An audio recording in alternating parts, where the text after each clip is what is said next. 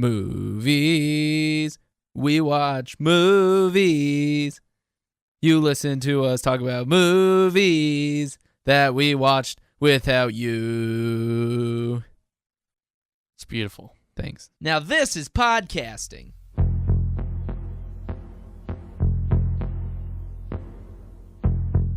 What's up, everybody, and welcome to another episode of Super FilmsCast 64. Greetings and salutations. We got Adam and Spencer here. How you guys doing? I think this intro is going to be the one that sticks. Fourth time's the charm. Fourth time is the charm. Yep, I am ready and alert. And what do they tell the troops? At attention? They say, attention, troops, you could do a better podcast than those jamokes in Dallas can, because they're the troops. We support the troops here. Sure do. That's what Better FilmsCast believe it. 64. No more offensive things.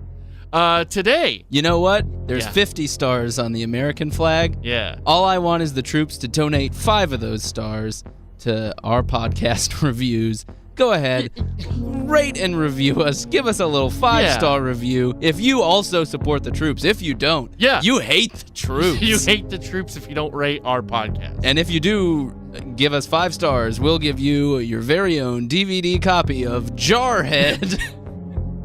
Yeah, I owned that DVD once upon a time. I don't know if I don't think I own it anymore. I did own it.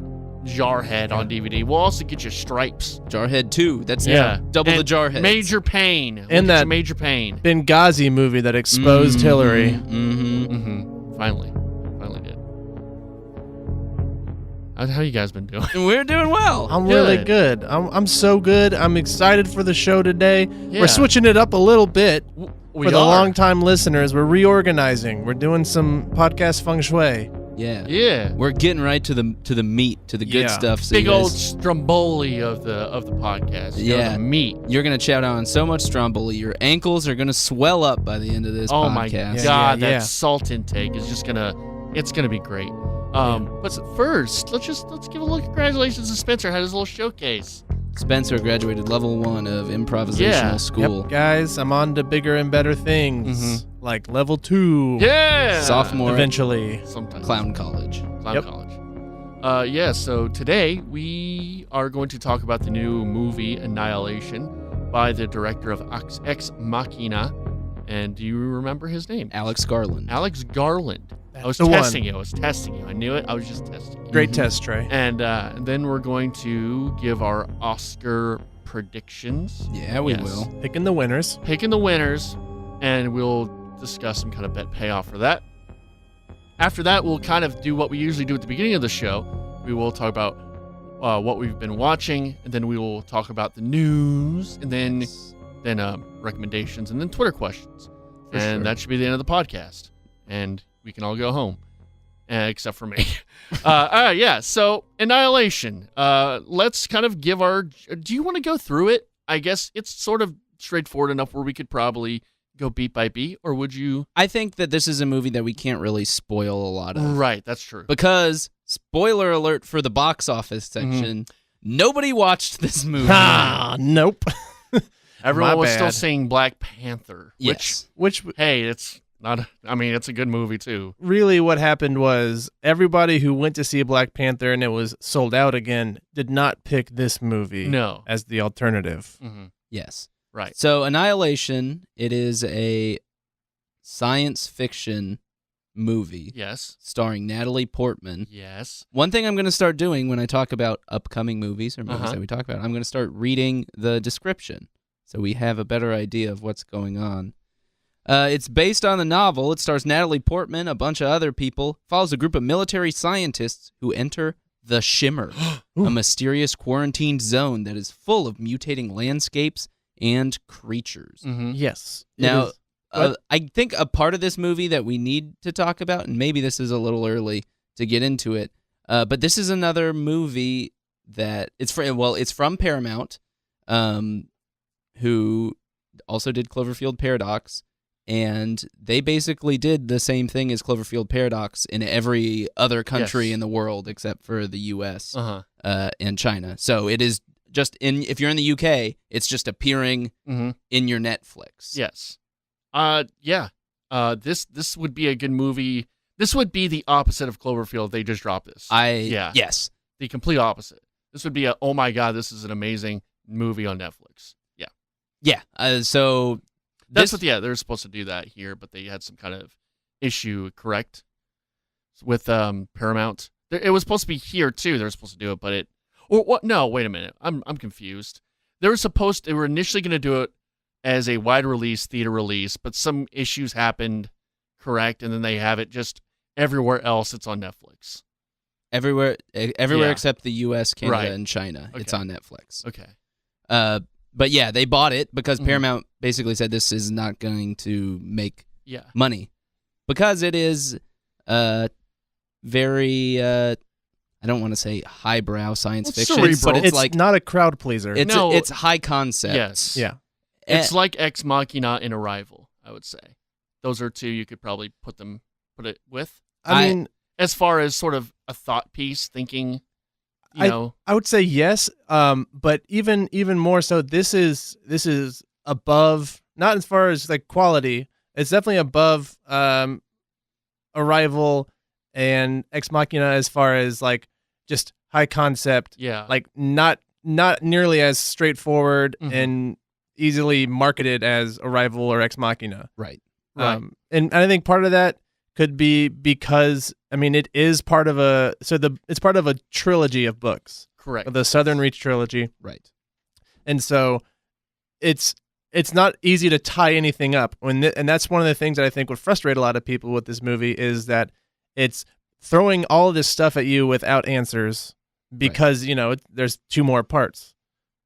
Yeah. And that is part of the reason why it ended up on Netflix in most places around the world.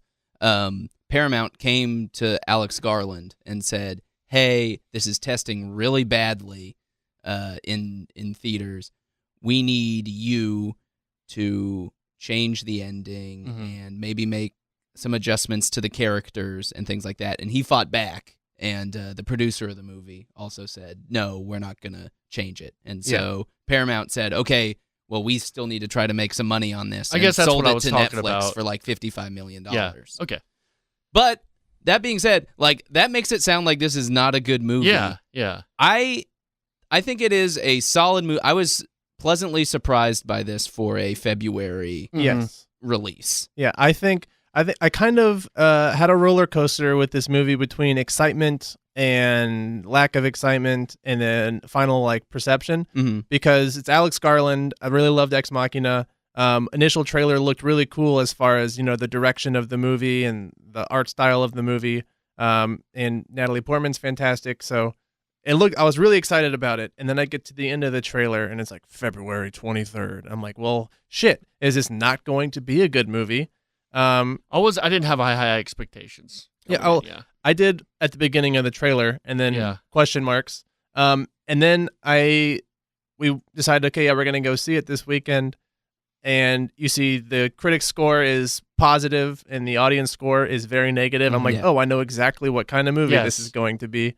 I'm the same way. I think it's a good movie. I really enjoyed it. And I'm glad that they fought back because the big takeaway for me in this movie is they had a vision. They were clearly stuck to it. So you can appreciate that they made the movie they wanted to make and didn't get kind of rustled around because it could have been very bad if they tried to wrap it up with a pretty bow, I think. Yeah. So this movie, Natalie Portman's husband goes into this bubble basically called the Shimmer and apparently is dead.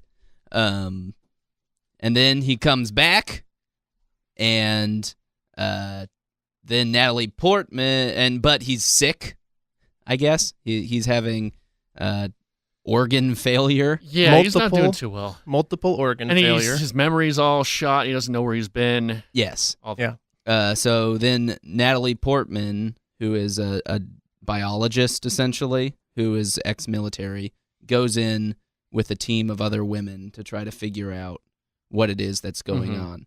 The trailer, I think, makes it look like a monster movie, kind of like a monster horror movie. A lot of people are having problems with how this movie's been advertised. I don't know how you advertise what the movie actually is.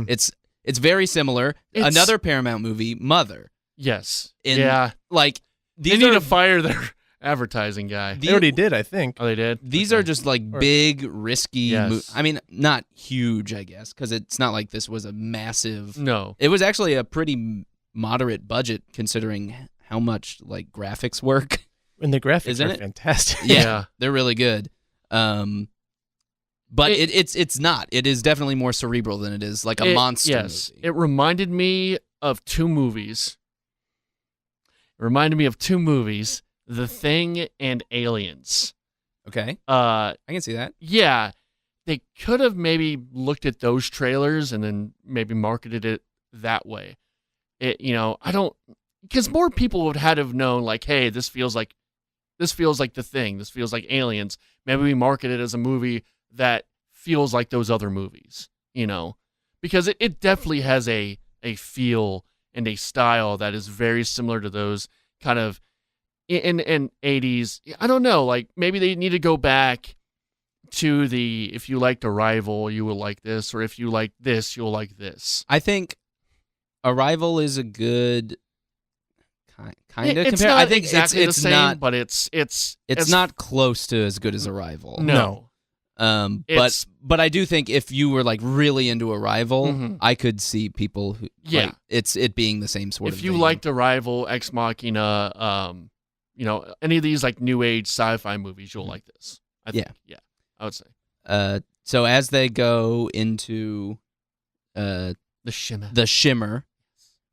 It's Natalie Portman, Jennifer Jason Leigh, who, if she had her celebrity couple name with Jason Leigh, would be Jennifer Jason Leigh, Jason Leigh.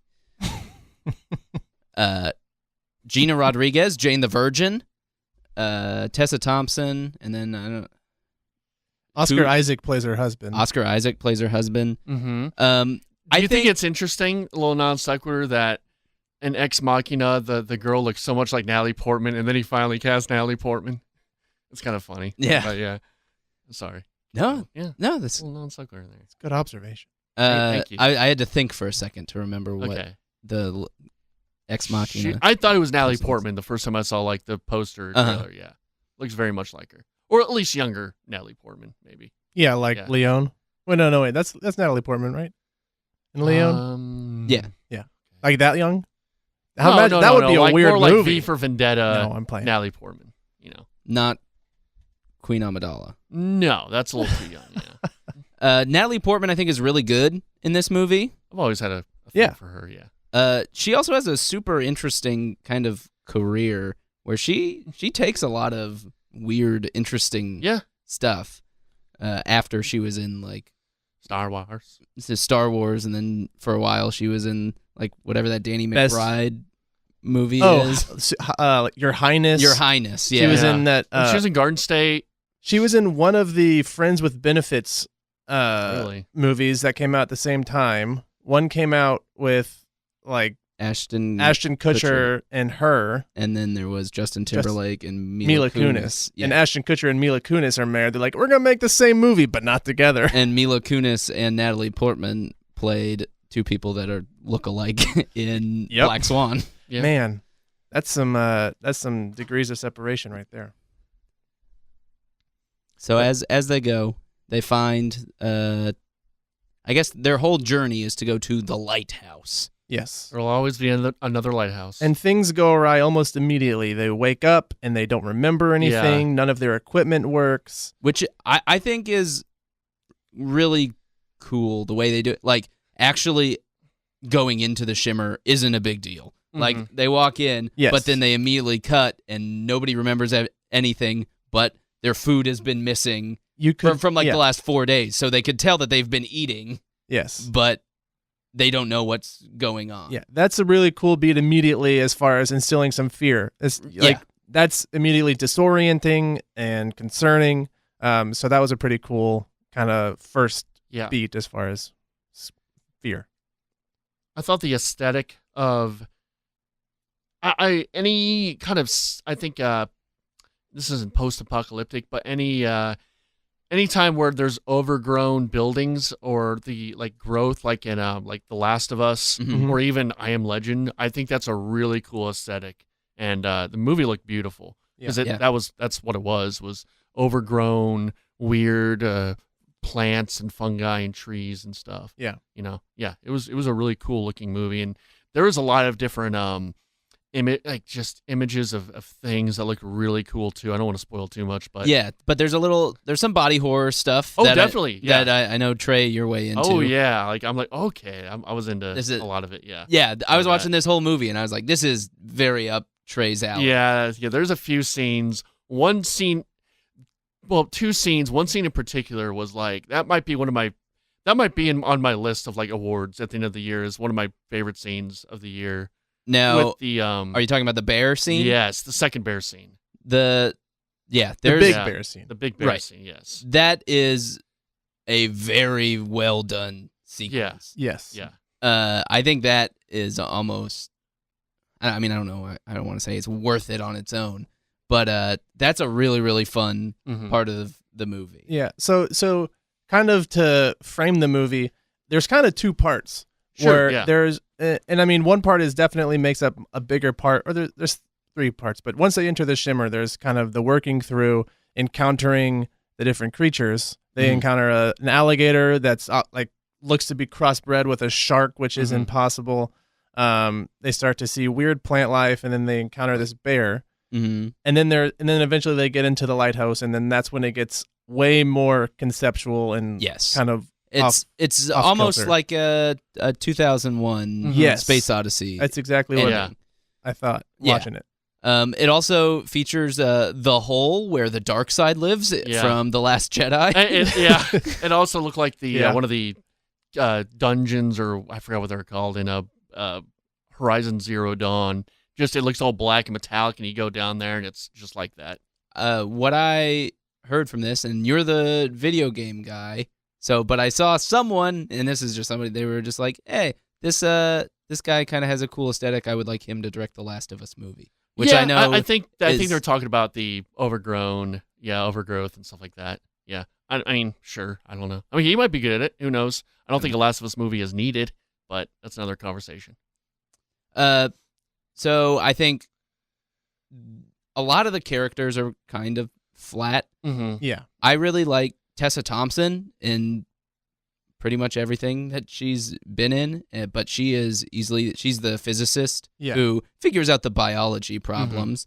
It's like a team. There's like a biologist, a physicist, it's like aliens, an EMT. So just someone who can. Yeah. And also they all want to die. Basically, is part of.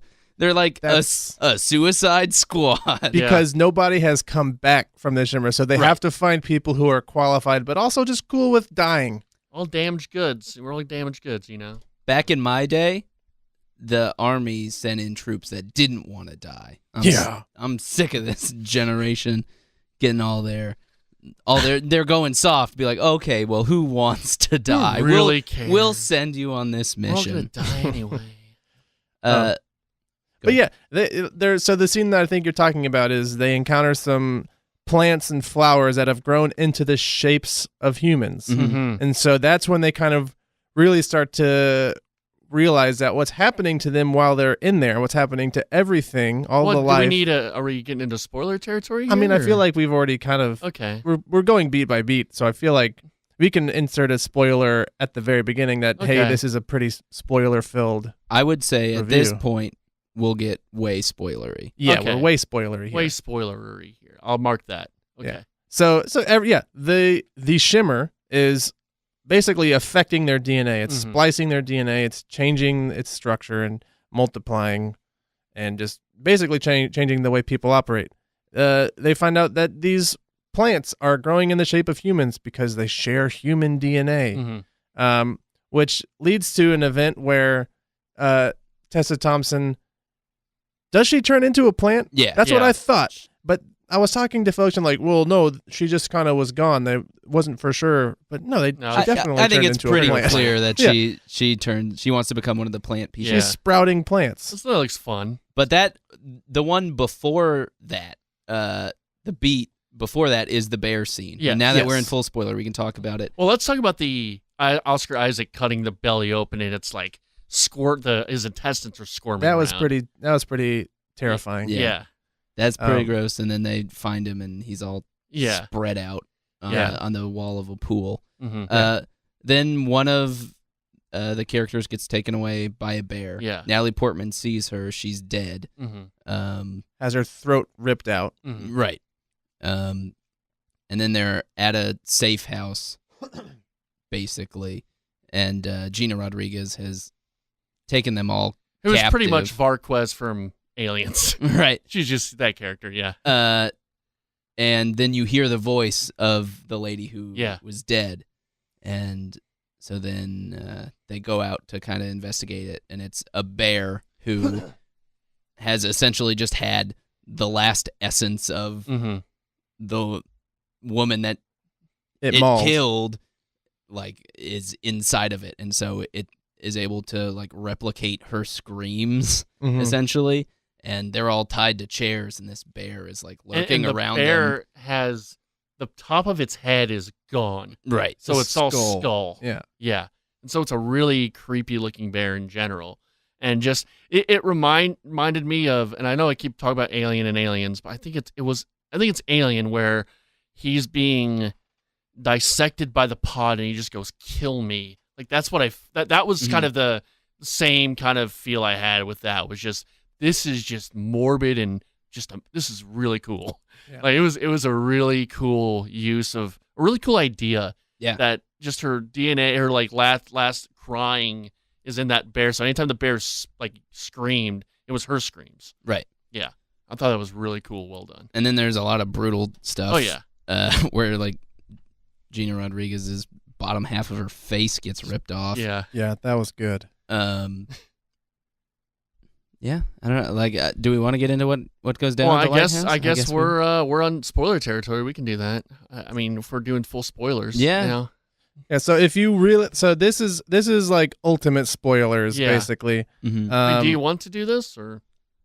I just don't know if I have much to say about it, but I mean, we can go forward. Go forward. We're already to that point. Okay. I think the only thing I would really want to say about it, and it's not really spoilers, but the end is it's fairly ambiguous. Yes, it's very It's incredible. It's and I think part of that is there's no answer as far as why they're here.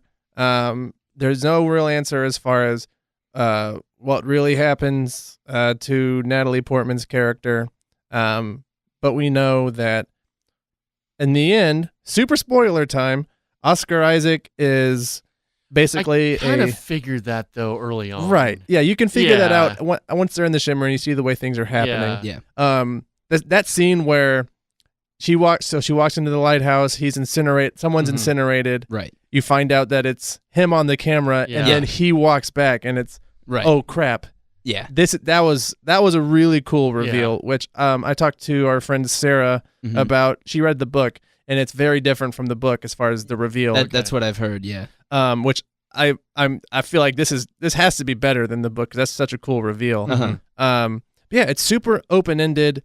No questions are answered, which I would assume things get answered in the other books, which makes me disappointed that this was not a box office success, because there's no way we get a sequel now. No, I don't think that they were ever really planning. To make the other ones. Said that he didn't even read the other two books. Okay. Yeah.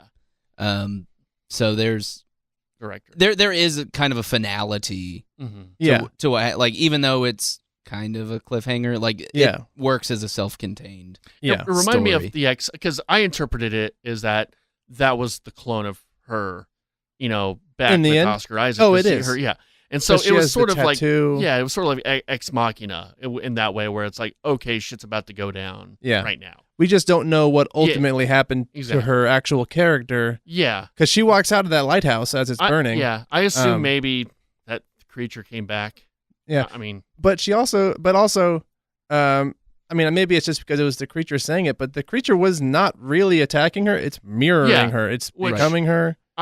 I wish, because that is a really cool theme. The theme of, we're not evil. We're just trying to protect ourselves, and this. But you're interpreting us as being evil. We never attacked you. We never did this. Right. I wish they kind of did that throughout the movie. Yeah. That theme. They had that theme play throughout the movie, because that was a cool idea at the end. It just didn't feel like it really fit with everything else. Ran through everything else. Yeah. Mm-hmm. At the end, Oscar Isaac asks, "Hey, are you the real Lena?" or whatever, and she doesn't respond. Yeah. And then the top keeps spinning and all that. But it is a very Inception ending. I think it's supposed to be open-ended. Yeah. It's more clear. I feel like it's more clear to me than Inception because they have that same kind of infinity tattoo, the same kind of shimmer in their eyes. But yeah, it's still open for debate as far as what ultimately happens. And I do think it's cool that they can't even identify with one, like if they are in fact both aliens who have taken the place of humans. They're still not even able to fully say, "Are you this person? Are you this person?" because their DNA is spliced. They still have at least a bit of the old person with them. Yes. So that's kind of an interesting concept.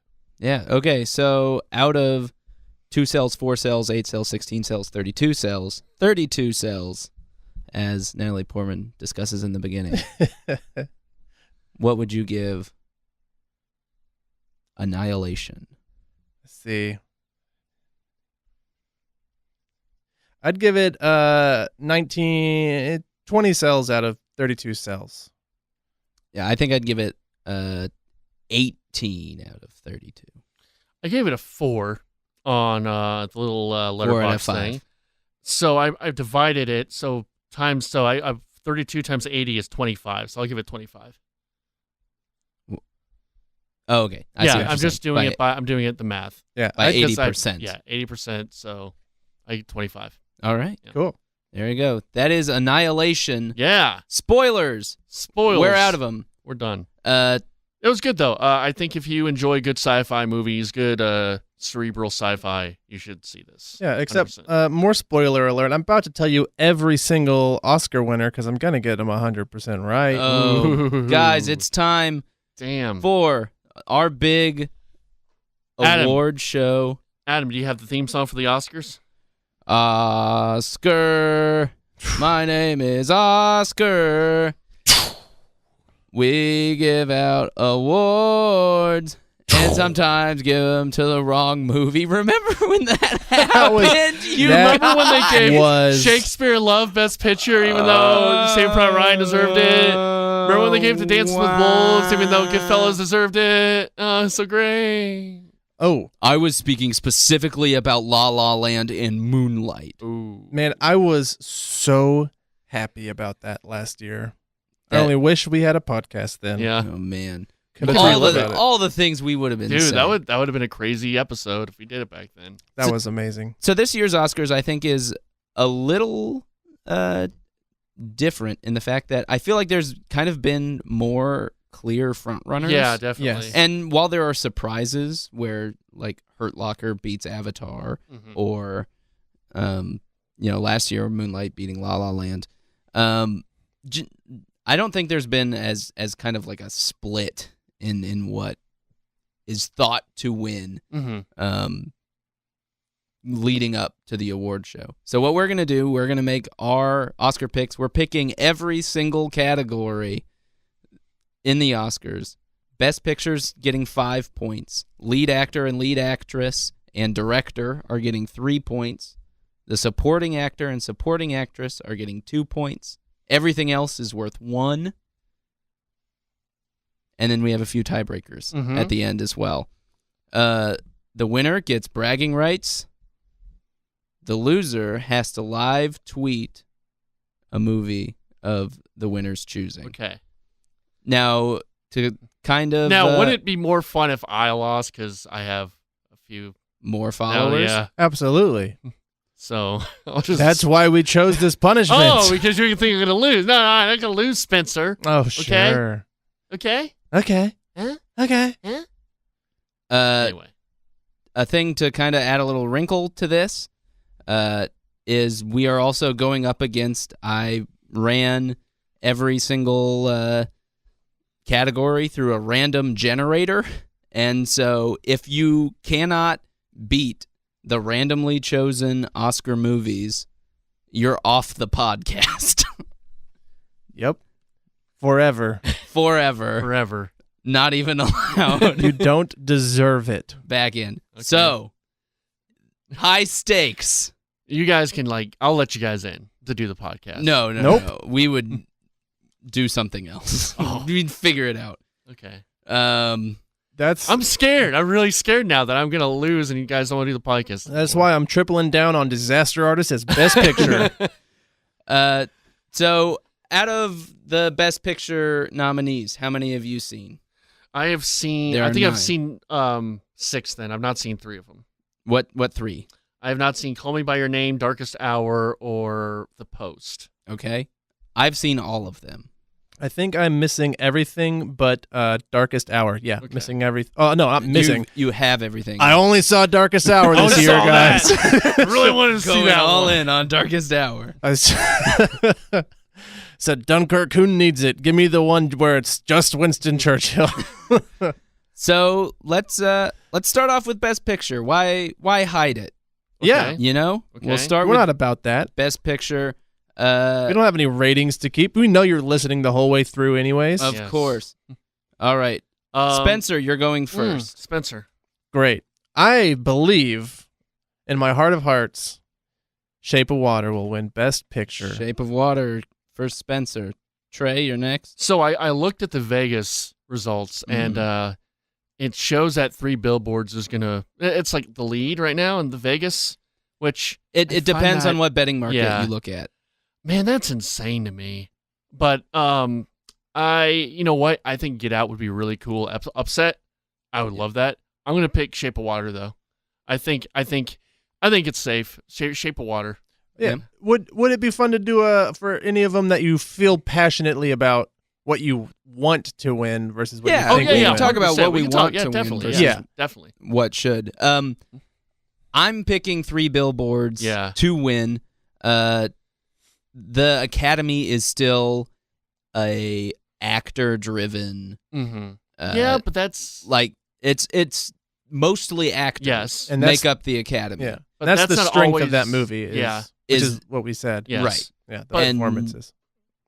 I guess it's only one example, but there was a Academy Awards with the 2 front runners. One was all acting and one was all FX, and the FX won. And that was Lord of the Rings: Return of the King, and that was definitely over 10 years ago. But I mean, it's not always the case, I guess. But yeah, you could probably rely on that. Yep. And even still, I don't think Shape of Water is. I mean, obviously the effects and the cinematography and the costume is a huge part of it, but it's way more narrative and story driven than anything else. Yes, that's where the emotion comes from. My thing is, it is kind of a weird movie. Yeah. It's a very, very good movie. I mean, I loved it. I would not be upset at all if it won. But I don't know. It just seems like 3 Billboards seems more like a Academy movie. Yeah. I mean, but because you hear a lot of people on the left don't really like it because of the whole Sam Rockwell character. And I'm not saying not, I think there are definitely people that have issues with that concept, and that might hurt it. Which is funny because it's a very left-wing movie still. Yeah, it is. It is very left-wing, but still, I think you will have people have issues with that character.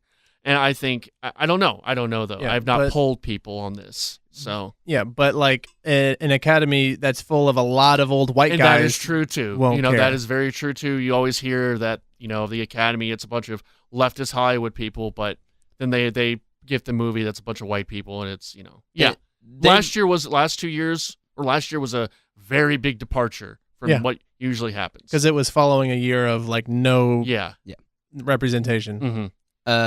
The randomizer chose Phantom Thread for Best Picture. Not gonna win.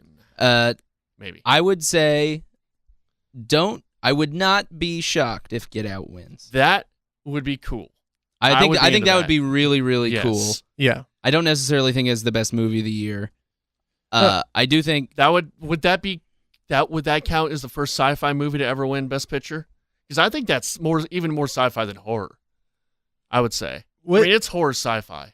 Yeah, it's a little bit. Which movie would you guys be most upset if it won? The Post. Yeah, The Post, it's not even close. Post. The fact that The Post got a nomination is insane. Right. No, I would even say Darkest Hour. I haven't seen Darkest Hour, but I'm getting sick of British history movies. I feel like we've, King's Speech was cool, but I'm getting tired of everyone's. But would you feel the same way about Dunkirk? No. No, because. But you're not tired of American history? No, that's movies? very true. That's a good point. Just point. throwing it out there. Good point. I think Dunkirk, it's more just people in a battle in a situation, whereas Darkest Hour is about a historical figure in a place setting. I think that might be it. I don't know. I just get a little annoyed by the infatuation with British history at sometimes. I like it. I like it a lot, but sometimes it's a little too much. Lead actor. Yes. Timothée Chalamet, Call Me By Your Name. Daniel Day-Lewis, Phantom Thread. Daniel Kaluuya, Get Out. Gary Oldman, Darkest Hour. Denzel Washington, Roman J. Israel, Esquire. Trey, you're starting this time. I'm Gary Oldman. Yeah, I'm also taking Gary Oldman. I am also taking Gary Oldman. Has he ever won anything? He's never won an Oscar. Okay, yeah. So this would be his first. The thing is that I don't think it's his. Yeah, I don't think it's his best movie. Probably not. He's been Sirius Black. He was great. Yeah, he's been better in other ones. The randomizer chose Gary Oldman. Damn it! Wow. So okay. So all of us are on the same page. Yes, randomizer. For lead actor. I think this is probably. Who would you want to win? I guess. I really liked Daniel Day-Lewis in Phantom Thread. Yeah. To be honest. Yeah. Out of these, I don't think Daniel Kaluuya's. Not that he was bad in it. I don't think. I just don't think he compares to the other ones. I didn't see Denzel Washington. Timothée Chalamet was really great. Timothée Chalamet, give a shout out to him. I saw this thing on IGN where they were, for some stupid reason, because IGN's kind of dumb, even though I do like some of the personalities on there. They interviewed all these Oscar Best Picture winners, Best Picture nominees about like their favorite video games. Timothée Chalamet knew his shit. He was talking about like Red Dead Redemption. He was talking about a lot of stuff. Shout out to that kid. Yeah. No, he's had a huge year. Oh yeah. Yeah, I think I agree. Like Daniel Kaluuya's role was, I think his performance was good. Mm-hmm. And I think I'm fine with him being nominated. But as far as a performance goes, I think I didn't see Darkest Hour, so I can't speak to it yet. But Daniel Day-Lewis's performance was obviously, as it always is, so good. But I think that also it's not his best performance. I think There Will Be Blood is his greatest of all time. But yeah. But it's still an amazing performance. Right. I mean, it's and and with as many amazing performances as he's had, it's like, okay, it's hard to definitely live up to all of them. He's always someone different. Yeah. Lead actress, we have Sally Hawkins from The Shape of Water, Frances McDormand from 3 Billboards, Margot Robbie from I, Tonya, Saoirse Ronan from Lady Bird, and Meryl Streep from The Post. It's my turn to go first. I am taking Frances McDormand, and I think this is probably what... This is not my lock, but I think this is, of the acting categories, probably the safest pick. Mm-hmm. I feel the same way, and I am going Frances McDormand. I feel the same way, and I'm going Frances McDormand. Oh, you trickster. Random went with Meryl Streep. There you go. Idiot. Not so random. Watch the random beat us all. Odds. If the random beats us all, we have to stop the podcast. I think Saoirse Ronan in Lady Bird is really great. Mm-hmm. I really liked Margot Robbie. Yeah. I think Lady Bird I don't know about a lot. I think it's going to win something. It will win something. I don't know. I don't think I have it picked for anything. Yeah, it's hard to see where it would beat something based on like the Academy. Screenplay. That's the hardest thing is like its strongest points are in stacked categories. Yeah. It's a great movie. It's a really good movie. I was very surprised. Yeah, Margot Robbie was fantastic. That was such a kind of eye-opening performance as far as Still have not seen it. Yeah.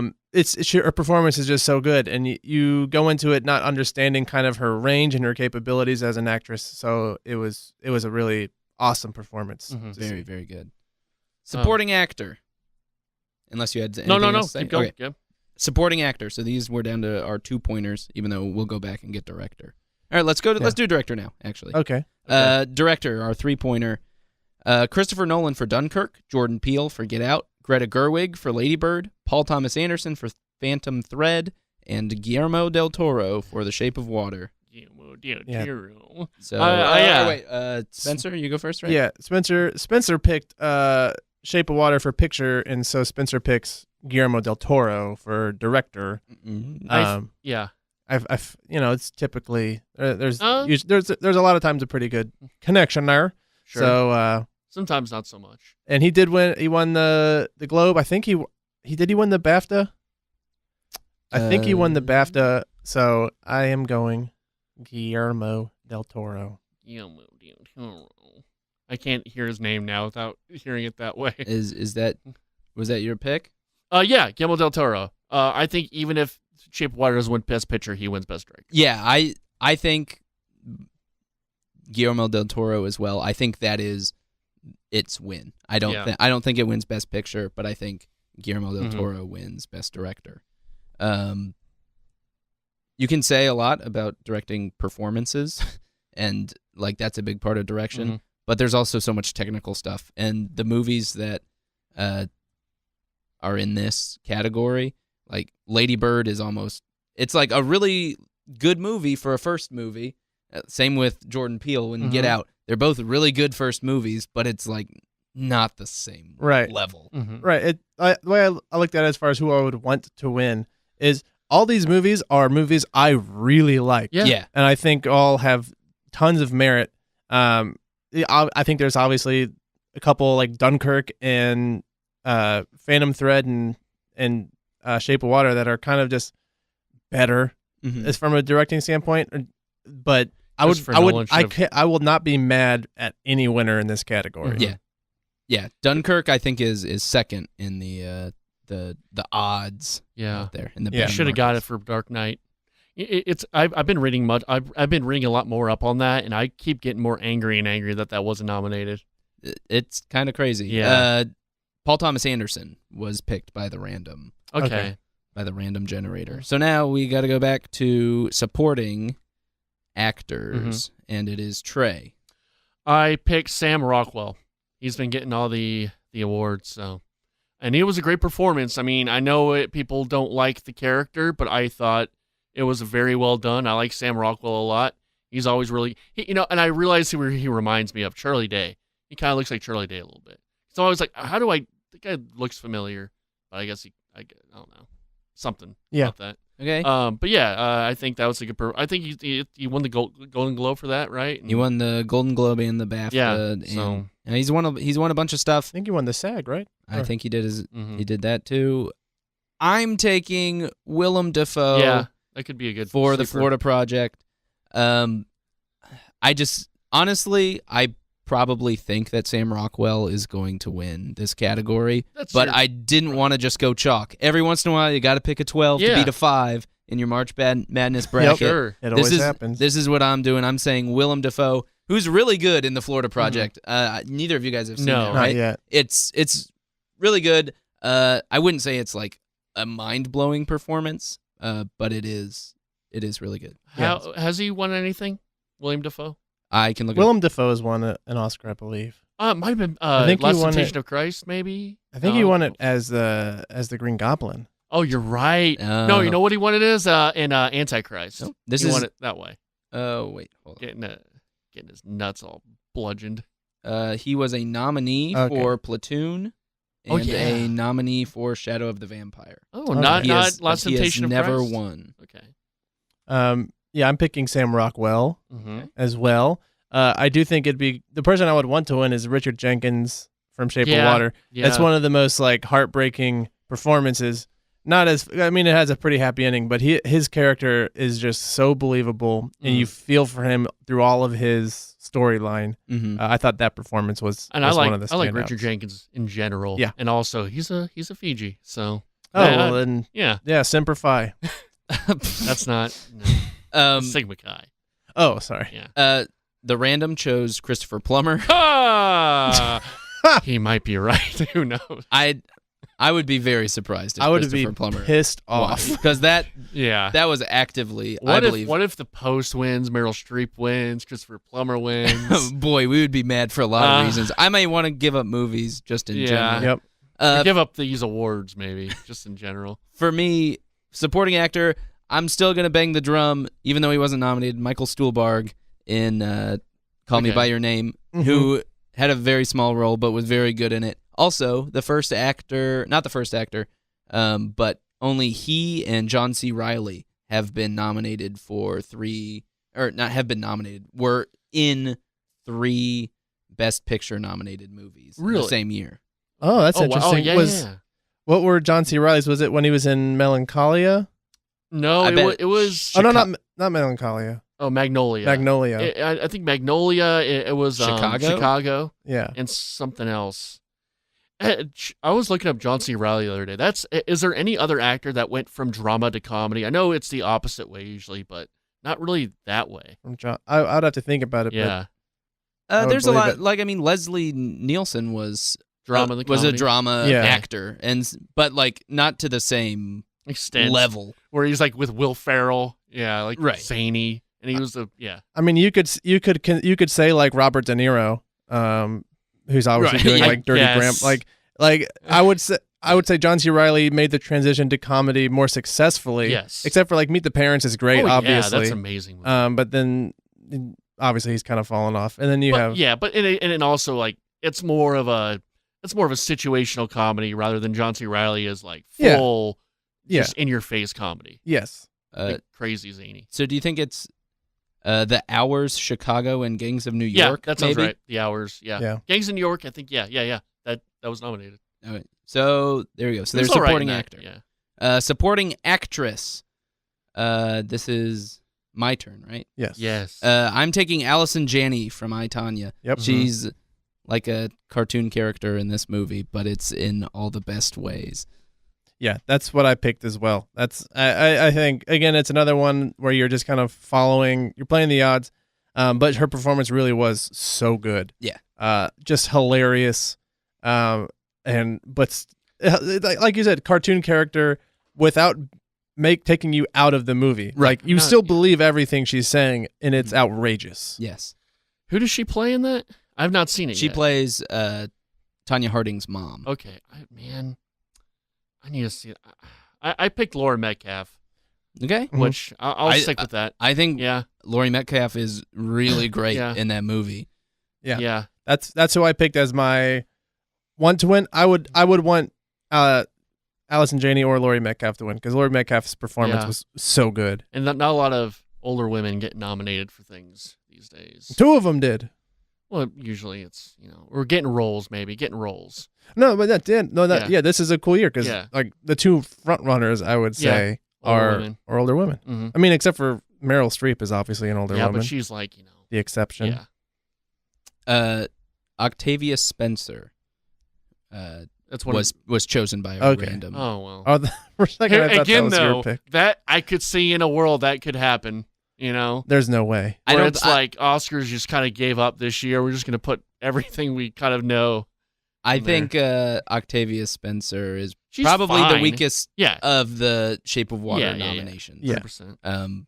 She's great. She's good, but it's good at what she does. But it's not the same. It's just kind of in a role of like cool and Octavia interesting. Spencer, yeah. Of like cool and interesting characters. Mm-hmm. It's a pretty like generic role, I would say. Animated feature. Boss Baby, The Breadwinner, Coco, Ferdinand, Loving Vincent, Spencer. Coco. I want to pick Boss Baby, but I'm going to pick Coco. All right, I am also picking Coco. This one I think is my lock. Yeah. This is about as safe as it gets, I think. The random Boss Baby. Yes! I hope the random wins. Yes. Moving on, animated short. Okay. Trey. I picked Dear Basketball because Kobe Bryant, bro. I want Kobe to get his award. Yeah. Animated short, there's Dear Basketball, Garden Party, Lou, Negative Space, Revolting Rhymes. I am also picking Dear Basketball. I'm picking Lou. I have not seen it. I just looked at which one has the best IMDb score. All right. Garden Party was chosen by our random man. Bold. That is a bold choice. Adapted screenplay. Okay. Call Me by Your Name. The Disaster Artist. Logan. Molly's Game. Mudbound. We'll see if you're a real fan here, Trey. I'm going with Molly's Game. Okay. Which I know I don't feel great about this one. and it's probably Call Me by Your Name. But if you're talking about the screenplay itself, like I don't know, there's only one movie in this category that is nominated for Best Picture, and that's Call Me by Your Name. Yeah. So I feel like that's the safe pick. I chose Molly's Game. I thought it was a really good thing. It was a really good screenplay. But it is Aaron Sorkin, and a lot of people have problems with Aaron Sorkin. So I don't feel great about it, but whatever. Well, I have no problems picking Call Me by Your Name. I picked Call Me by Your Name as well. What I would like to win is Logan. That would be really cool. You're not a real fan. Why am I not? Oh, Disaster Artist? Because you're not wagering the Logan. You're not wagering the 1 point on your favorite movie of the year. Well, they're not going to pick a superhero movie. They didn't freaking that's a surprise they nominated when they pick it and you didn't wager on it, you're going to feel like crap. So, Call Me by Your Name was picked by the random generator. Smart random generator. That's a smart move. I'm not a real fan. Maybe. You're not. You hate Logan. I hate you Logan. hated it. Hated it. Trash. 0 stars. 0. Original screenplay: The Big Sick, Get Out, Lady Bird, Shape of Water, 3 Billboards. I really like this category in general. Yeah. I picked Get Out. That would be a cool. That's what I would like to win. That's kind of I think part of it is it was a really cool original screenplay. And it's also kind of an opportunity as a statement as far as we are supporting new filmmakers making good movies. Voting for Obama a third time. But yeah, this is essentially that. I picked Lady Bird. Lady Bird is a super strong pick. Yeah, I think it kind of does that same thing, but it's a little more, because the Academy hates sci-fi. So anything that's not sci-fi, even though I picked Shape of Water to win, so that's inconsistent. But yeah, I picked Lady Bird. I think it's a little more character-based there and, deals with issues. So Lady Bird. I picked Get Out.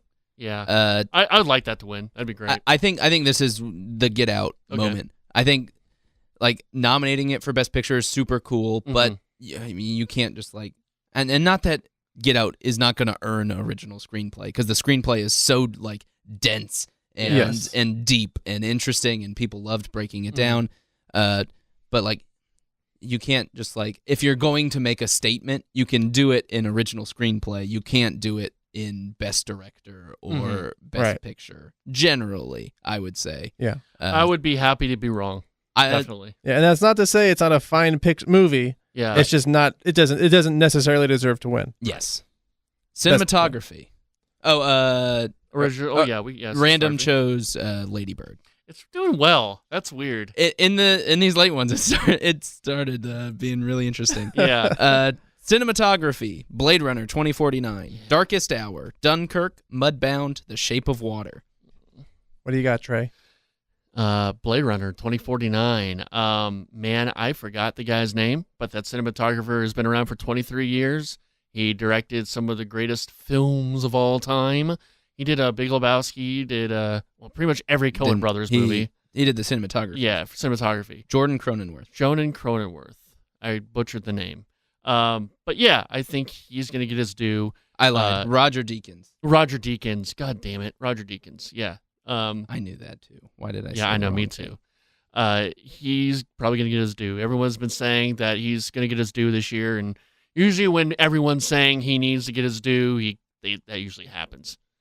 So I think he gets his due. Leo gets his Oscar. Leo gets his Oscar. When he gets fucked by that bear. Yeah, and Scorsese gets his Oscar for his kind of movie. I like The Departed, but he should have gotten it for 3 other movies before that. I also chose Blade Runner 2049. Yes. It is as good looking of a movie as I have probably ever seen. And I'll tell you, that aesthetic, that the original Blade Runner started almost movement of that kind of cyberpunk aesthetic. Like if you look up go to Letterboxd, look up cyberpunk movies, and it has a list of hundreds of cyberpunk movies, and look at it by year. There are maybe 5 before Blade Runner, and after Blade Runner, it's most of them. That started a movement. Blade Runner did. Yeah. As far as that aesthetic, that's kind of sci-fi, cyberpunk aesthetic. So yeah, I think. Guess who also picked Blade Runner 2049? Me. Oh. All right. Everybody. I would not be surprised in the least if Dunkirk won, and I probably wouldn't be mad about it. No, I wouldn't either. Obviously, I'd be mad. I love that movie. I might be a little bit mad. Both of those movies are so insanely just beautiful. Yeah, no, I would be disappointed, maybe not mad. Just you'd be disappointed. You loved Blade. Yeah, you're the most Blade Runner fan, so that's well, fine. we thought you were the biggest Logan fan for a little while. I lied. Yeah. Fuck Superman, Logan, man. Random chose Darkest Hour for cinematography. Weak. Best documentary feature. There is Abacus, Small Enough to Jail, Faces, Places, Icarus, Last Men in Aleppo, and Strong Island. And let's see, Trey, you started, right? So now it's me. I've seen 4 of these 5. Faces, Places is generally seen as the favorite. I'm taking Icarus. I don't know. It's great. I love it. It's like the most interesting documentary that I saw this year. Faces, Places seems way more arty and kind of in that vein. Mm-hmm. And Icarus is essentially a sports movie, and I don't know how that's going to. Right. It's about, in case you guys don't know about it. I definitely want to see it. It's on Netflix. Really cool. Yeah. It's on Netflix. It's about doping, the Russians doping in the Olympics. Maybe the fact that it's Olympic year helps. And Russia and all this shit. All the other stuff with Russia. Yeah. And really stick a thumb in the eye of Russia. Huh. I don't know. I enjoyed Icarus. I'm picking Icarus.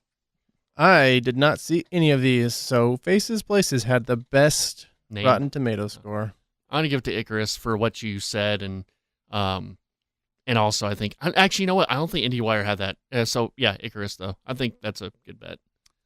Random chose Strong Island. And that was I think on IndieWire as like a front runner. Strong Island? Yeah, I think so. Strong Island had not been nominated in almost any other award show. Okay. So there's a lot of weird stuff. Documentary feature. 538 has a tool where it shows kind of like it keeps track and you earn points during award season. And once you cross a certain barrier, it's like, okay, this is what the least amount of points that you could have going into the Oscars and still win. Mm-hmm. The winners for documentary in the other ones, like I Am Not Your Negro and some other things, weren't even nominated for the Oscars. I saw a lot of buzz for that one. So this is supposed to be a very up in the air category. Okay. Documentary short subject. There's Edith and Eddie, Heaven is a Traffic Jam on the 405, Heroin, Knife Skills, and Traffic Stop. Spencer. Edith and Eddie. I again have not seen any of these. Do you know what that's about? Nope. Edith and Eddie is about the oldest, I don't know if they're the first interracial married couple. I thought that was or the oldest alive. I thought that was. Did they make a movie about that? They made Loving, which was about. I don't think they were the first, but it was an interracial. Couple. Okay. America's oldest interracial newlyweds. Oh, that's cool. A family feud threatens to disrupt the couple's happiness. So, Trey, your pick. IndieWire.com picks Heroin. Heroin is on Netflix. I watched it. It's very good. It's very similar to other documentary short subject movies in the past, because a lot of times, a lot of these will show up on HBO and stuff kind of after the fact. So I'll watch them then. This one, Heroin's on Netflix now. It's like 40 minutes. Very interesting. But I went with Edith and Eddie. Okay. Sound both of them. What's Heroin about? Heroin is about it's about heroin. So there's and then there's women in a small West Virginia town fighting against heroin. So there's like an EMT, a judge, a drug court judge, and then just kind of like an advocate who drives around and tries to help people who are struggling with heroin addiction and stuff like that. So it's I don't know. It's really good. It's interesting. But I didn't pick it. The random chose Heaven is a Traffic Jam on the 405. No way. Yeah, what are you doing, random? Best live action short film: DeKalb Elementary, The 11 O'Clock, My Nephew Emmett, The Silent Child, Watu Wrote All of Us. Or Watu Wote All of Us. Trey. I picked DeKalb Elementary, even though I can't even say. I also picked DeKalb Elementary. It's a live-action short film. It's based on a school shooting. It's based on a 911 call that happened during a school shooting, and they basically recreated everything based on the call. It's not like the votes are already going to be in before this recent stuff, but right. I think that it could be a really, really cool and powerful moment if it wins in the speech afterward. Sure. Dang. What's my nephew Emmett about? My nephew Emmett. I don't know. It's my nephew Emmett. It's about it's Emmett Smith. Yeah, it's about Emmett Smith's uncle. Yeah. Yeah, that could be a powerful moment too. Yeah. Exactly. Watching him getting inducted into the Hall of Fame. Man, what a moment. Never compromise. Never forget. Not the tequila I asked for. The random chose The Silent Child, which sounds moving. Yeah. It is very silent. I think that's a Russian. No, that's not. No, that's a different category entirely. Best foreign language film. There's this category. A Fantastic Woman from Chile, The Insult from Lebanon, Loveless from Russia, On Body and Soul from Hungary, and The Square from Sweden. I actually saw trailers for The Square.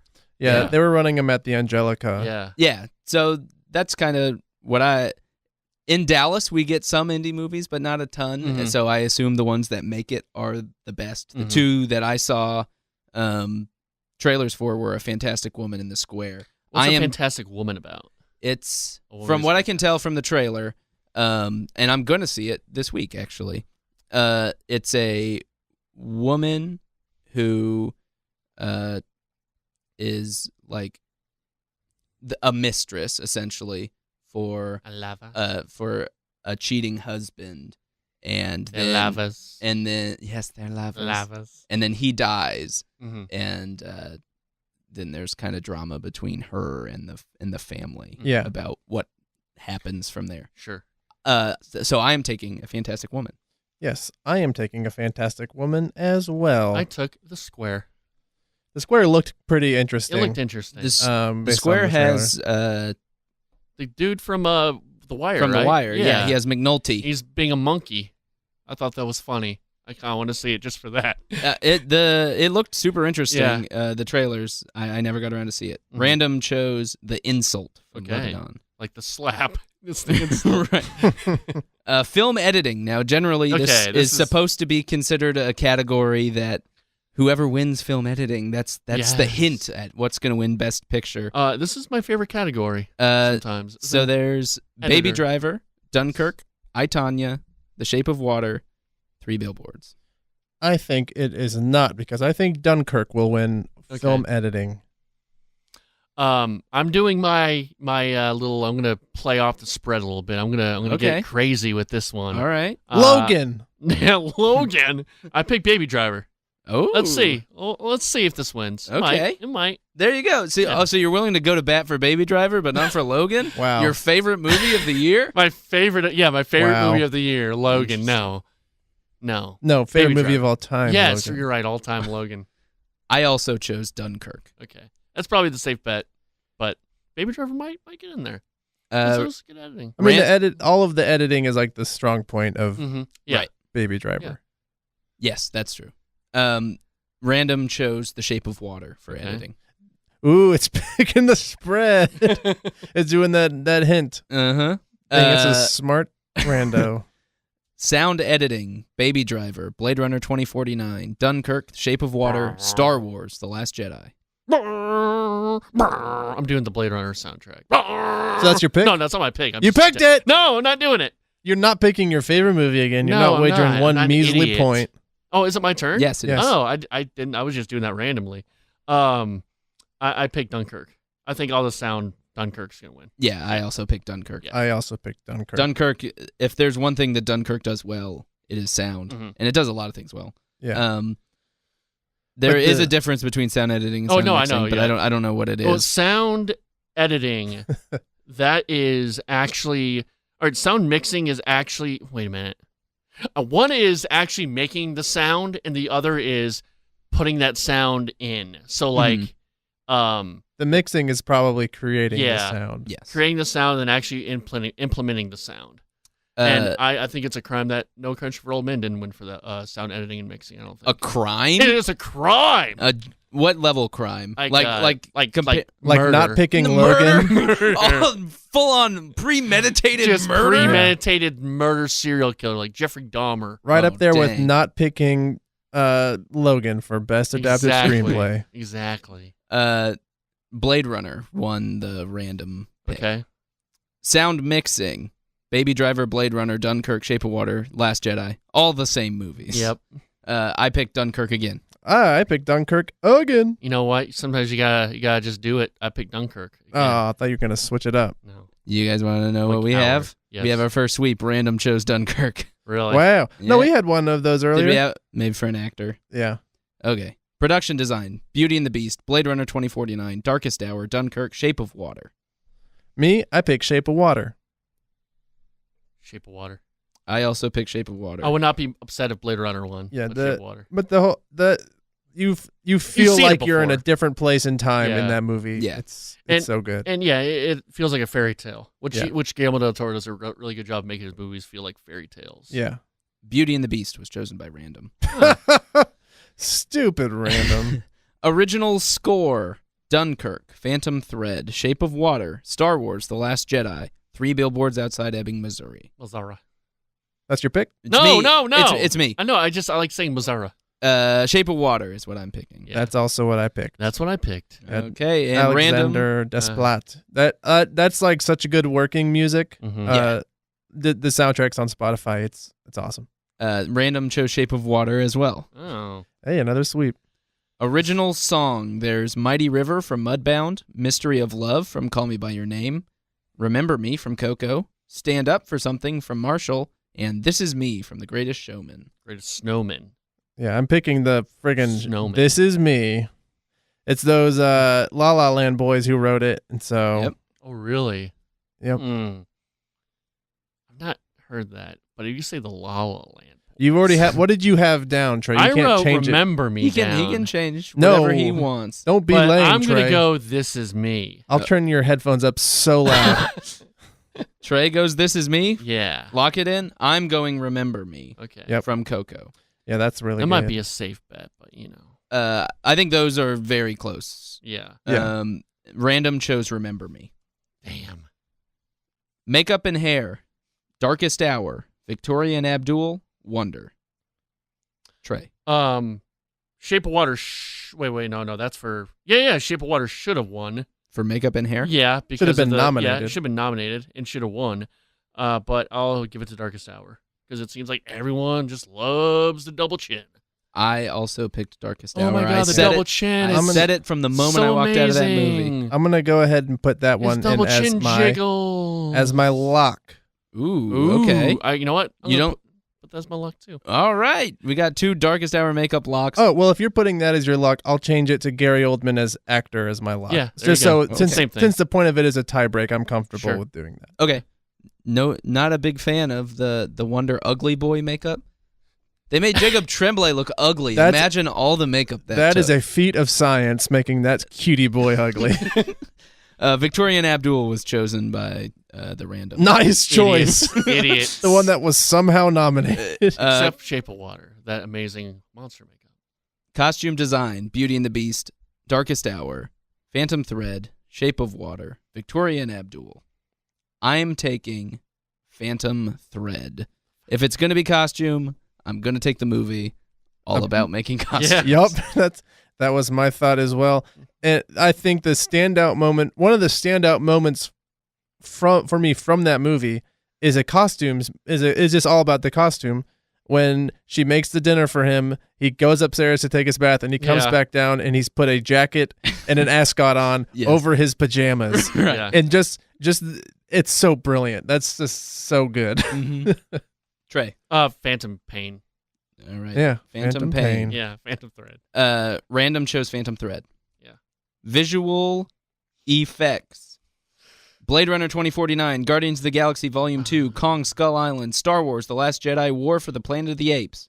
I forgot that Kong Skull Island would even be eligible in this year. That feels like so long ago. It does. Blade Runner 2049. Really? Ooh. I mean, that's the front runner. Really? I thought it Yeah. was.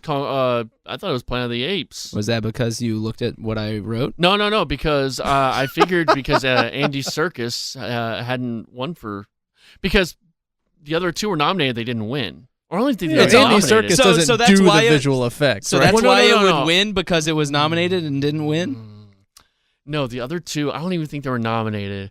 And just it's such great work with the monkeys and all that. So you're taking Planet of the Apes? Andy Planet Serkis of is the an Apes. actor, not a visual effects professional.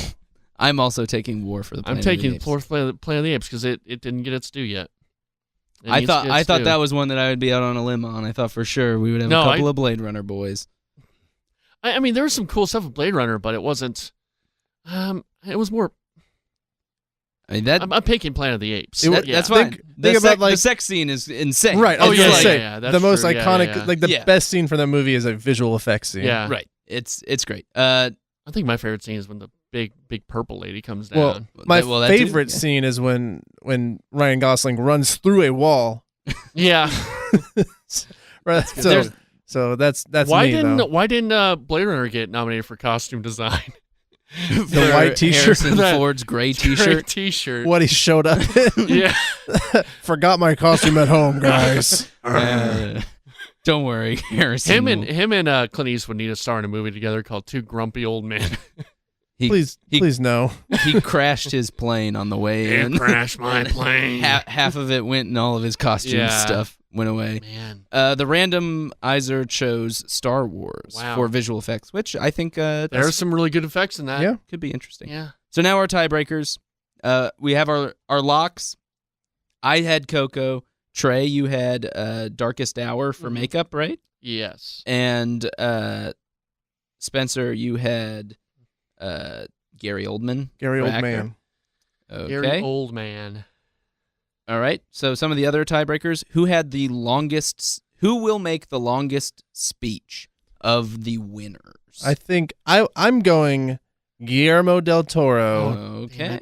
Yeah, that's He- what I picked too. He was my reason is he was cut off at the Golden Globes. He's like, I've worked 20 years to get this. Yeah. Give me some time. So I think he's a big talker. yeah, and I think that Academy is gonna be like, you know what, you get your time.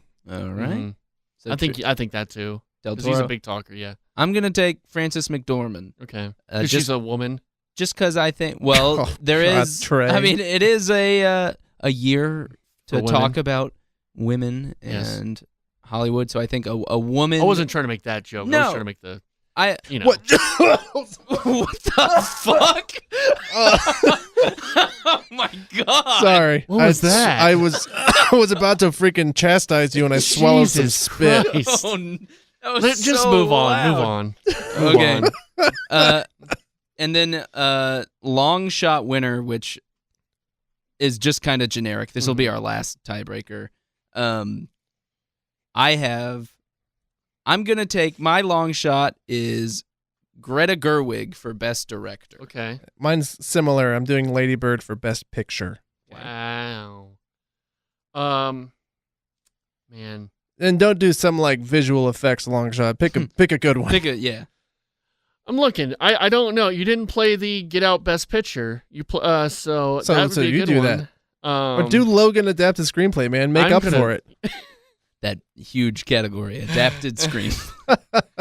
Man, I'm gonna kick myself. Not kill myself. I wouldn't do that. I'm Oh gonna kill I God! wouldn't do Please that. don't, Trey. No, I'm not gonna do that. Hey, you know what? Gun to my head, I'm pulling the trigger. Yeah. Cyanide pill in my hand. I'm swallowing it. As the saying goes. You know what? I'll do Get Out Best Picture. Okay, Yeah. get out best picture. Standing at the edge of a tall building, stepping off.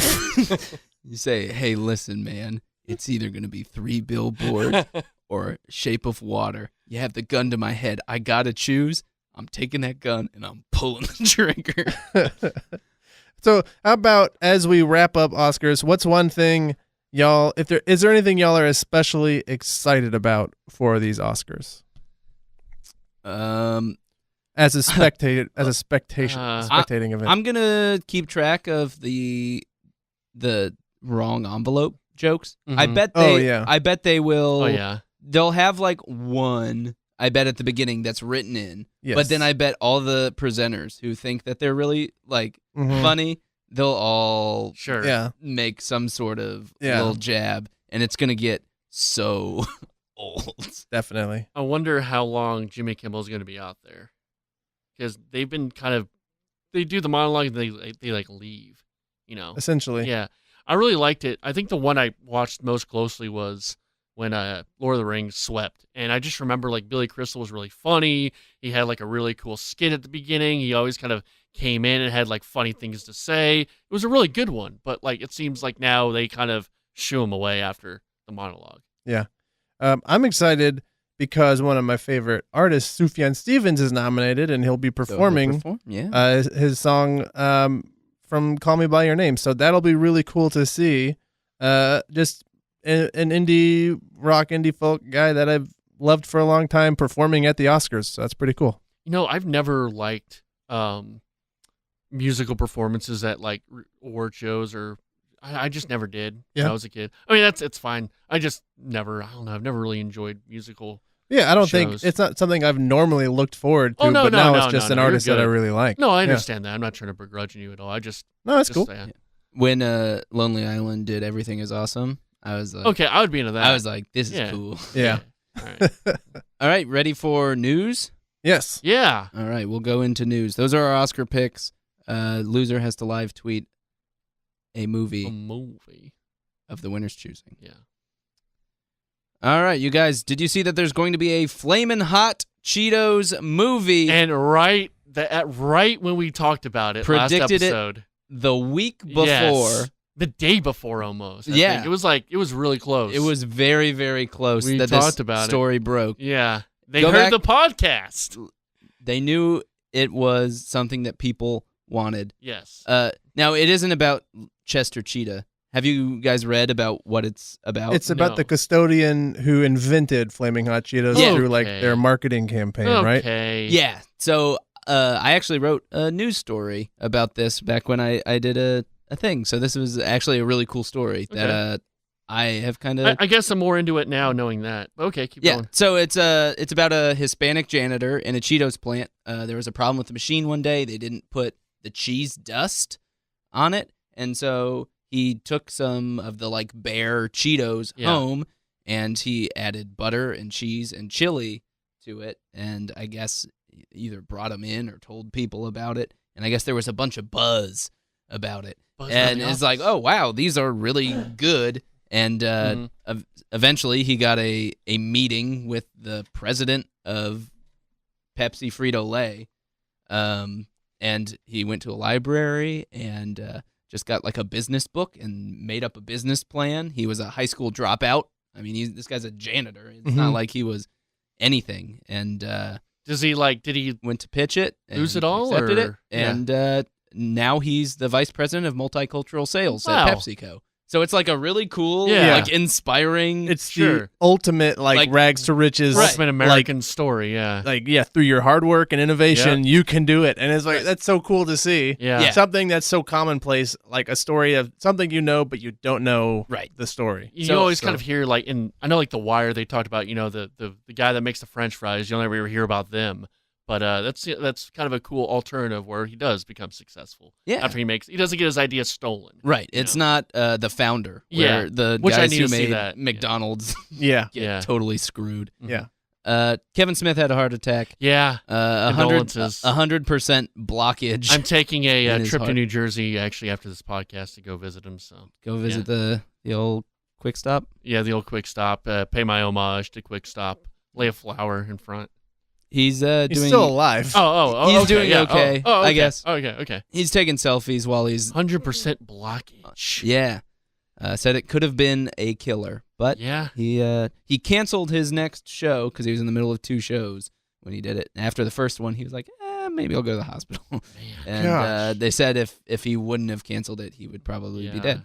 That's he's actually lost a ton of weight. He did, but I recently. mean, he's been heavy and smoking his whole life. Yeah. Up until recently. Yeah. Yeah. Now I he get smokes marijuana. Well, he always smoked marijuana. Well, He did not. He didn't smoke marijuana until after Zack and Miri bombed. Really? He did like a handful of times, and then in order to cope with it, I used to be a big Kevin I was a Smith huge Kevin head. Smith fan until like I think after Clerks 2. I mean, he's always been special to me as far as getting into movies, but I didn't like follow his career like I did back before then. You guys know my name is in the credits of Clerks 2. Did you donate? I remember there was some contest, If right? you were their friend on MySpace, that's you crazy. got your name in the credits. That's awesome. So Very Yep. cool. I'm a contributor. You are. Nice. Good job, Spencer.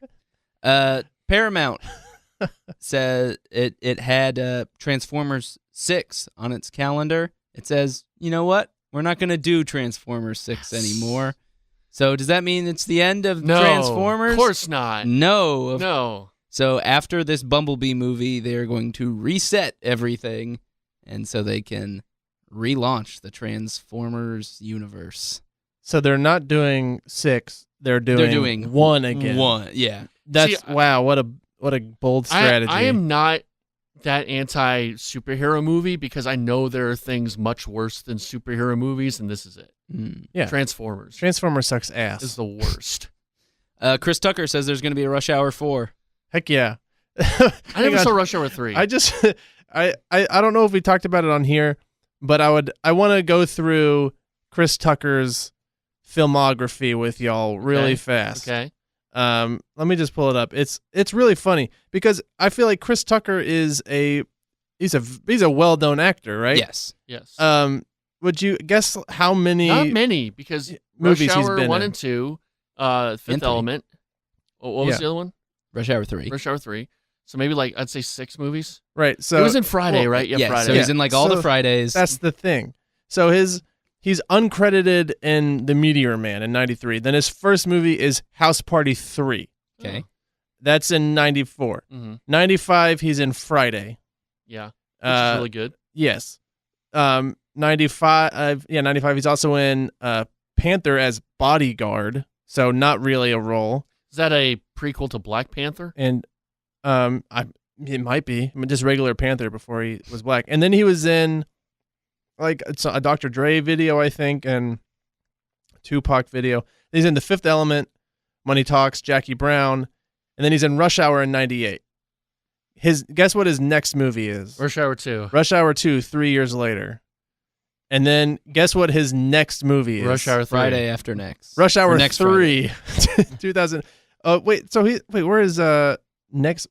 So wait, when were the other Rush Hour movies? There's only 3. Is he? Maybe he's not in. He maybe not be in next Friday.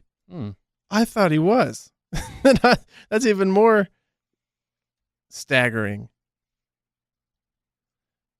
Sorry, this didn't go exactly as I had planned. Yeah, he's But not. no, yeah, he's he not hasn't- in next Friday. Not even next Friday. He hasn't done much. But by the time he was in Rush Hour in 98, his next movie was Rush Hour 2 3 years later. And then he wasn't in another movie until 2007 for Rush Hour 3.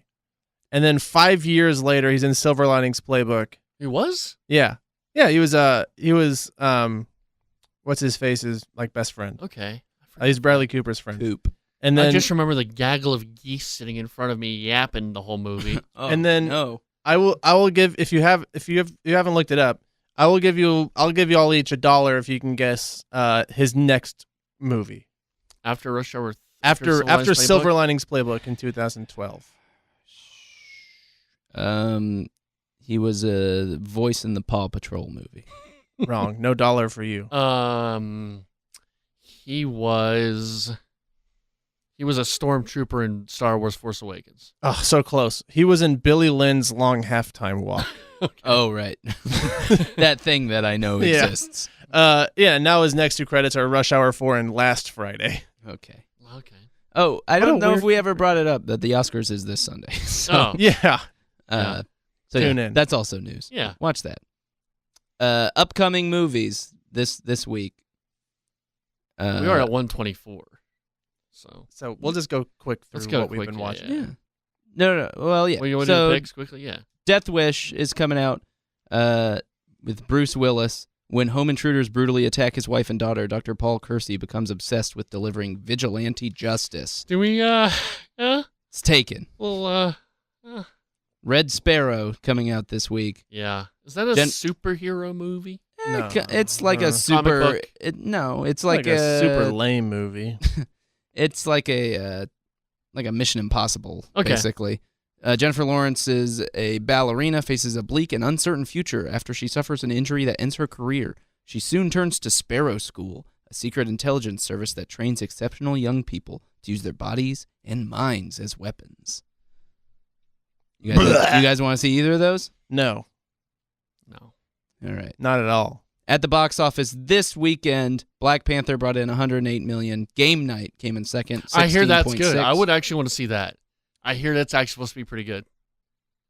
From what I've heard. All right. The people are speaking. I know little about it. It looks like the movie The Game, but a comedy. Peter Rabbit came in third, $12.5 million. Annihilation, $11 million. Annihilation. So that means I won this week. I swept February, you guys. Dang. I had Black Panther and then Game Night. Everybody else had Annihilation second. Yeah. Whoops. Well, that's a good thing. Anytime Should've there's a picked highbrow sci-fi movie, don't vote for it. Yep. Because people don't want to see it. This is why we do these box office challenges. Yeah. So, since I won, I'll go first again. Black Panther is my pick for number one. Yep. I'm also going Black Panther. You know, I think it kind of falls a little bit this week, but I'm going to go Black Panther.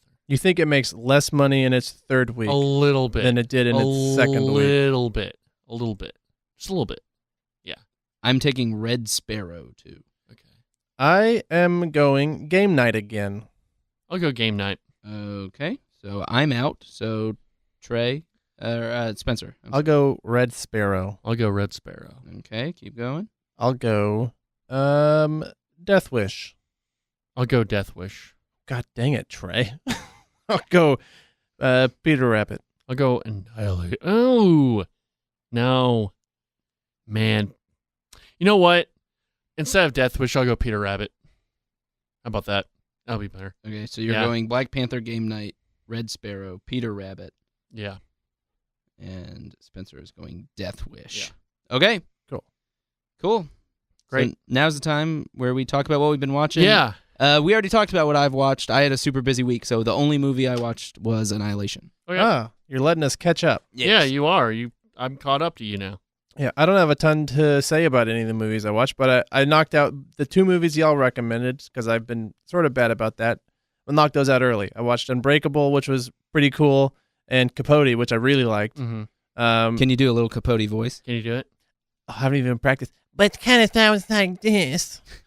Did you listen to any of the interviews with him after the movie? I had before. Yeah. I had seen like kind of comparisons of Philip Seymour Hoffman's performance and how like spot on it's it is. perfect. Yeah. Like it's so good. Yeah, Philip Seymour Hoffman is one of those actors, rest in peace, R.I.P. he had very few kind of leading roles, but he was always so knockout, so good. So rest in peace. R.I.P. Man. That movie was really cool. Made me want to read In Cold Blood. Yeah. Mm-hmm. We watched 2 Days in Paris, which is like an indie rom-com. I've seen A Night in Paris. Hey, yeah. I don't get Hell it. yeah. That's Paris Hilton's sex tape. Bro. Oh, yeah. I've seen that. I watched October Sky because for whatever reason, that's the movie that everyone watches in school except for me. I did watch it in school. Yeah. Yeah. Yep. Because it's about bottle rockets. You watch it in science class. Yeah, and that's one of the better like feel-good movies Sure. that I've seen, and then I watched Annihilation. Okay, cool. I watched Pee-wee's Big Adventure. Yeah. Yeah. All right. I don't hate it with a passion now. It's okay. Yeah. It's That's all I can ask for. It's not my thing, but I get it. I'm okay. This is weird and fun. I mean, Tim Burton definitely saved it. I just don't like Pee-wee, that humor as much, but I thought it was okay. I see why. I don't hate it like the hard line, or Jake does, on the hard line. Well, yeah, Jake can suck a nut. Yeah. I watched Chinatown, which is really good. I really like Chinatown. I like that kind of noir movie. I think the cool thing with Chinatown is I like kind of a movie that the continuity they pick something about a character and keep that. They change it throughout the movie as sort of a continuity thing, and like his nose gets split open and his bandage kind of changes, it becomes less and less throughout the movie. I thought that's really cool. That was a cool thing in Chinatown. Then I watched The Princess Bride, and it was all right. Glad I watched the whole thing. I thought there were some really funny parts, really good parts. I thought some of it was just a little too much. Like, I'm going to say this and you're going to laugh at me because I love Lord of the Rings, but when it's that kind of fantasy, I'm not that into it. The princess and the princes and the kings and the castle, like when it's sort of the more medieval, I don't know, like some of that I'm not too into. As far as fantasy goes, and I know that makes me sound like a hypocrite, but I just don't think it's like I don't think that's like what the movie is. No, it's not at all. But I don't get either why. I think it's a cool way they did it, but why did it have to be a storybook? I guess, is there a reason they did it that way? It's based on a book, right? But is there a reason why it's a kid being read to? Is it? I think that's just the story. Yeah. I don't know. It just I thought that was. I mean, it's fine. It was a fine choice, but I don't know. I wondered why they did it that way. I guess, but it was all right. I'm glad I watched it. I'm the whole prepare. You killed my father, prepare to die is pretty cool, and I've known that in osmosis. Right. Yeah. Lot of stuff, and also I've always been told this is a Billy Crystal movie. Billy Crystal's in there for 10 minutes. Yeah, but it's a pretty fun scene. Yeah.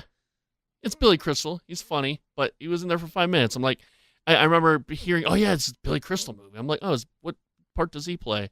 And the whole movie, I'm waiting for Billy Crystal, and then he's there for 5 minutes. But all right, it was all right. Oh, Andre the Giant's cool. Mm-hmm. Yeah, he's great, and it was okay. It was all right. It was fine. Okay, that's all I watched. Sounds good. Mm-hmm. Twitter questions. Do we have recommendations? Do you want to do recommendations?